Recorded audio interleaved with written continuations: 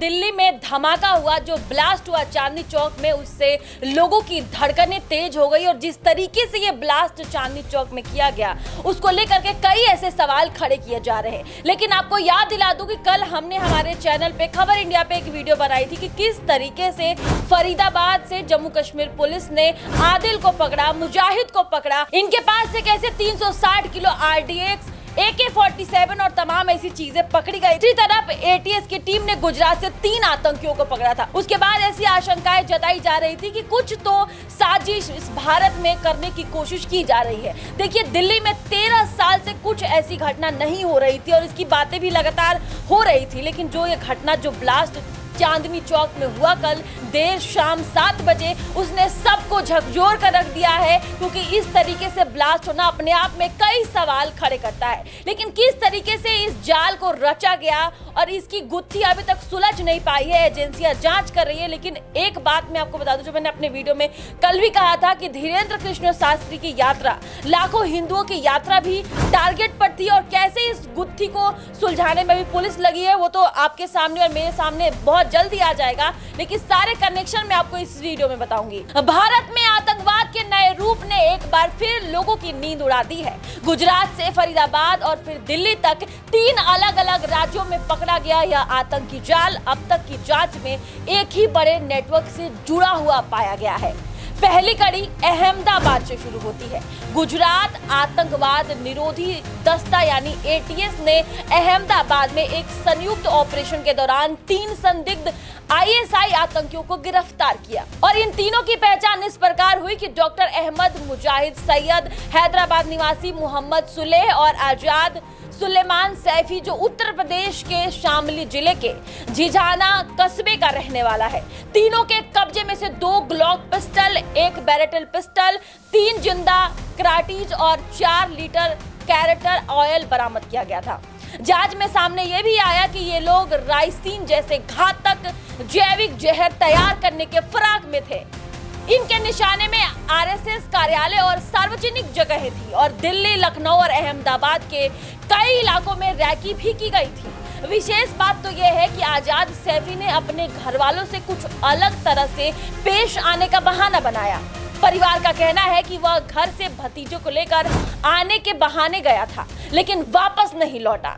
इसके बाद गुजरात ATS ने उसे गिरफ्तार किया।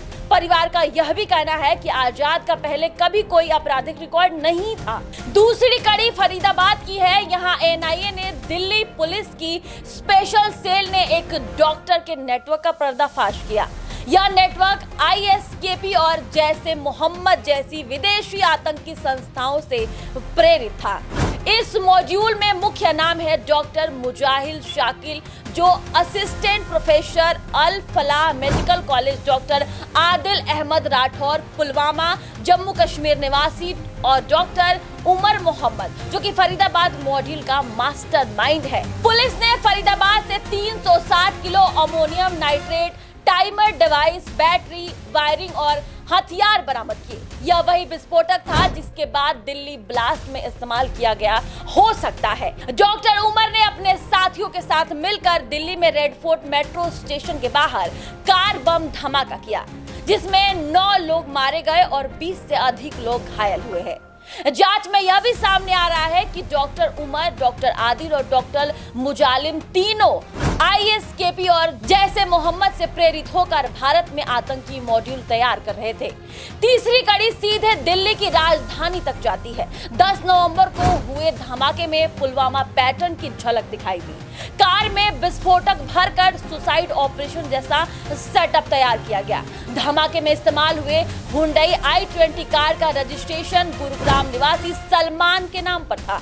जांच में यह पता चला कि कार कई बार रीसेल हुई और अंततः पुलवामा निवासी तारिक तक पहुंच गई। उसके बाद कार डॉक्टर उमर के कब्जे में आई। तीनों राज्यों का यह नेटवर्क, गुजरात में हथियार और जहर फैलाने वाला मॉड्यूल, फरीदाबाद में विस्फोटक और केमिकल ऑसेबलिंग और दिल्ली में कार बम ब्लास्ट, एक ही सोच और एक ही हैंडलर की निशानी है। जांच एजेंसियों का अनुमान है कि इसमें पाकिस्तान की खुफिया एजेंसी ISI की छापा भी हो सकती है। एजेंसियों ने दिल्ली NCR एनसीआर में हाई अलर्ट जारी कर दिया। जम्मू कश्मीर, हरियाणा, गुजरात और उत्तर प्रदेश में तलाशी अभियान जारी है। अब तक 20 से अधिक संदिग्धों के नाम सामने आ चुके हैं, जिनसे लगातार पुलिस पूछताछ कर रही है।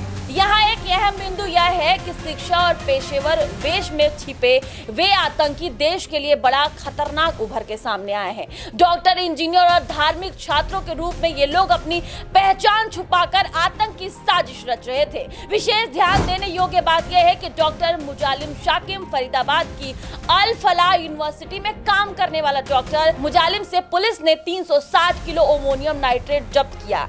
इसे 8 बड़े और 4 छोटे सूटकेस में छुपाया गया था। डॉक्टर आदिल अहमद राठौर की कहानी भी काफी चिंताजनक है।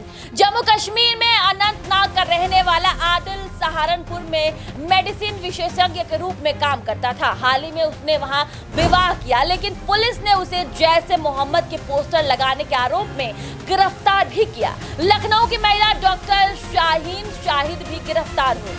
वह डॉक्टर मुजालिम की काफी करीबी मानी जाती थी। अहमदाबाद मॉड्यूल में पकड़े गए डॉक्टर अहमद मोहिउद्दीन ने राइसिन जैसे जैविक साजिश की तैयारी की। उसके पास 4 लीटर कैस्टर ऑयल, लैपटॉप और मोबाइल फोन बरामद हुए। और अंत में डॉक्टर उमर मोहम्मद, वही डॉक्टर जो दिल्ली ब्लास्ट वाली कार में सवार था, पुलवामा का रहने वाला था, श्रीनगर से सरकारी मेडिकल कॉलेज में एमडी मेडिसिन करने वाला था, बाद में दिल्ली के अल फलाह यूनिवर्सिटी में पढ़ने वाला। पुलिस और परिवार के बयान से पता चलता है कि उमर की भूमिका इस ब्लास्ट में मास्टरमाइंड जैसी रही। उसके पिता की मानसिक स्थिति ठीक नहीं होने के बावजूद उमर ने अपने जाल को सफलतापूर्वक दिल्ली तक फैला डाला। गुजरात, फरीदाबाद और दिल्ली तीनों राज्यों का यह आतंकवादी जाल एक बार फिर दिख रहा है कि शिक्षा और पेशे के पीछे छिपा हुआ चेहरा कितना खतरनाक साबित हो सकता है। यह कहानी केवल एक धमाके की नहीं है, बल्कि एक संगठित और बहुराजकीय आतंकी नेटवर्क की है, जो हमारे शहरों और सार्वजनिक जीवन के लिए खतरा बनकर सामने आ रहा है। एजेंसियां अभी पूरी ताकत के साथ नेटवर्क को खंगालने की कोशिश कर रही है और जांच कर रही है। भारत को इन नए आतंकवादियों की चुनौती का सामना करने के लिए सचेत रहना होगा और आपके और मेरे समक्ष जल्द ये सामने आ जाएगा कि जो कुछ भी चांदनी चौक में हुआ वो क्या था, क्योंकि उसकी जो रेडियस थी वो काफी दूर तक थी और आपके और मेरे सामने वो जल्द ही आएगा। लेकिन तब तक आप बने रहिए। और अब अगर आपने धीरेन्द्र शास्त्री वाली वीडियो हमारे चैनल पर नहीं देखी है कि हमने किस तरीके से पहले ये खुलासा कर दिया था कि ऐसा हो सकता है और एक बड़ा घटना होते होते टल गया, तो आप एक बार जाके उस वीडियो को जरूर देखें।